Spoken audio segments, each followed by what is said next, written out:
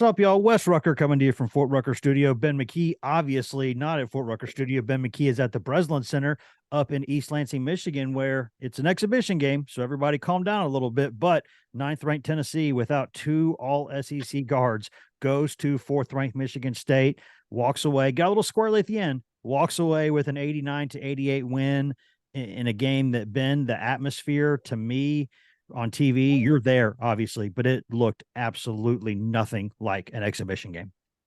No, it was not at all an exhibition game. Jordan Gainey, Tennessee guard, he called it a Final Four game, national championship type of game. Tom Izzo said that he spoke to Rick afterwards and joked with him like, how stupid are we for scheduling this? We didn't need to do that, and how they punched each other in the face throughout the game. It was physical. There's a lot of trash talking on both sides. The atmosphere here by the fans was awesome.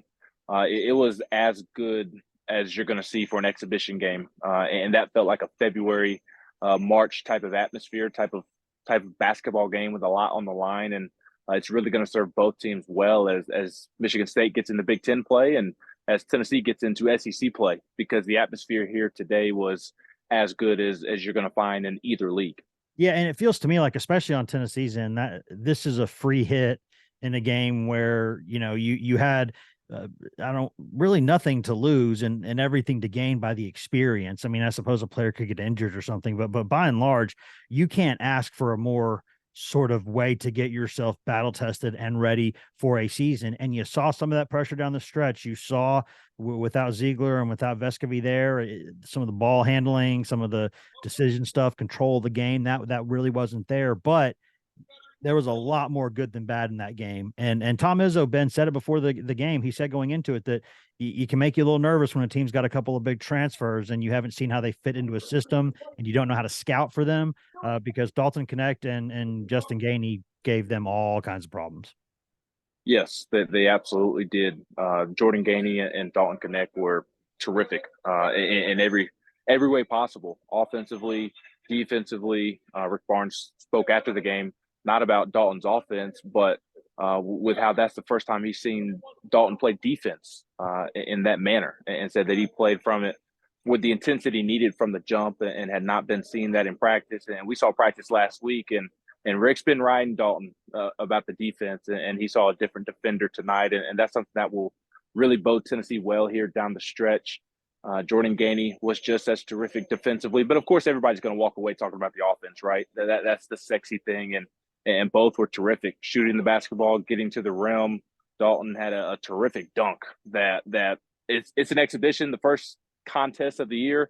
We'll look back on this thing in March after the season's over and talk about it as probably the dunk of the year. That's how awesome Yeah, it was. So put a great defender on a poster too. I mean, put a great player on a poster. Malik Hall is a fantastic player, and that's a big scalp to collect. it absolutely is. But it was reassuring, I think, and spoke to Tennessee's depth. That's something that Tom Izzo talked about, that he thinks that Rick has more depth than maybe ever, as much depth as he's ever had. And that was obvious tonight. You're without Santiago Vescovi, the SEC's best returning three-point shooter, and you're without Zakai Ziegler, the heart and soul of the team, who is the only true point guard on the team, and it didn't make a difference. And something we probably should have mentioned off the top is without those two guys, without your true point guard, you were able to respond to every run that Michigan State made. You responded to every punch that they threw, and that's something that we did not see Tennessee handle all that well at times a season ago. So a great sign of things to come, I think, when you look at how they played tonight and how they responded without kind of their main guys. It speaks to the depth and the talent that this team has. I mean, this is the number 4 preseason team, considered a title contender in their building. The environment was terrific. The student section was terrific, and it's right here on the floor, as you can see in these gray seats. It was an awesome atmosphere, and Tennessee handled it as well as they could have, especially this time of year. Yeah, and I guess the last thing, Ben, it seems like I'm always interested to see how teams respond to things like this, how coaches respond to things like this, because I think we all know Rick Barnes, and we know his mission now will be to let these guys feel a little good, but not let them feel too good. because they're going to have to improve some stuff. Some of the stuff in that game, got out rebounded a little bit there, but by a probably fairly significant margin down the stretch. Kind of some tightness, with the crowd kind of getting onto them and some of those runs that State made. Now they never lost they never trailed. They did, after leading for 39 minutes and however 57 seconds, the game was tied there for just a second, and then Tennessee got a fortuitous perhaps road whistle in a call that I wouldn't like seeing made there in that situation. I'm just being honest. But I think Rick Barnes is going to say, hey guys, this is good. Feel good about it, but not too good.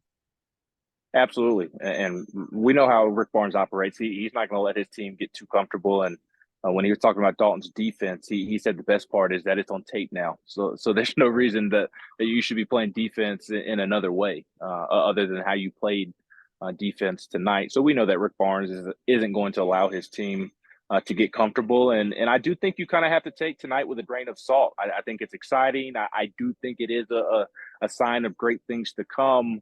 But they did the same exact thing last year against Gonzaga. Not on the road. Key, not on the road. Not on the road, but very similar situation. And again, I'm not saying not to be excited about tonight. You absolutely should. But also remember, it's slightly in the back of your head that they did this against Gonzaga last season. Tyreek Key popped off, and Tennessee ends up going to the Sweet 16. But throughout the course of the season, what we saw in that Gonzaga exhibition was not what we saw throughout the regular season. I do think that this team is more likely to live up to what we saw tonight because of the depth and the experience and the improved offensive ability. But tonight was a great first step. Absolutely. No bones about it. And I think mainly for what you said, with it being on the road, handling the atmosphere with Zakai, with Santi out, they handled it well. They showed that they're tough mentally. They had multiple guys step up. They showed that they can play defense when they need to. They showed that they can get the ball in the hoop when they need to as well. It's just an overall great first step for this basketball team as they look to be the first Tennessee basketball team to make it to the Final Four, which Tom Izzo said after the game, this team absolutely has the potential to make it to a Final Four.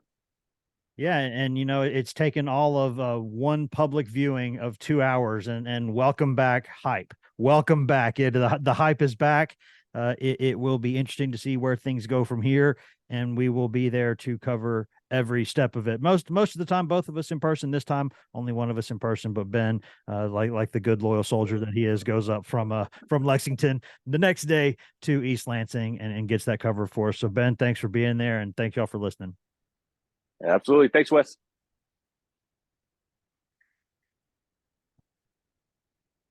I wish I would have said watching there at the end, but